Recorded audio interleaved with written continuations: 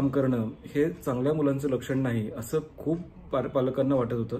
जवळपास 50 वर्षापूर्वीचा तो काळ होता आणि साहजिकच आहे या क्षेत्राबद्दलचं मत हे कोणाचं चांगलं नव्हतं। शेवटी कॉलेजमध्ये त्यांनी एक एकांकिका करून आपलं अभिनयाची हौस भागवली, पण तेवढ्याने त्यांचं काम भागलं नाही। त्यांना असं वाटलं की आपण या क्षेत्रामध्ये पदार्पण केलं पाहिजे, आपण पुढे काहीतरी याच्यामध्ये सक्रिय आणि भरीव काहीतरी केलं पाहिजे। घरच्यांचा विरोध होता म्हणून त्यांनी घर सोडलं आणि थेट मुंबई गाठली। हँडसअप नावाचं नाटक होतं, तिथे त्यांना संधी मिळाली। विजय तेंडुलकरांशी त्यांची गाठ पडली।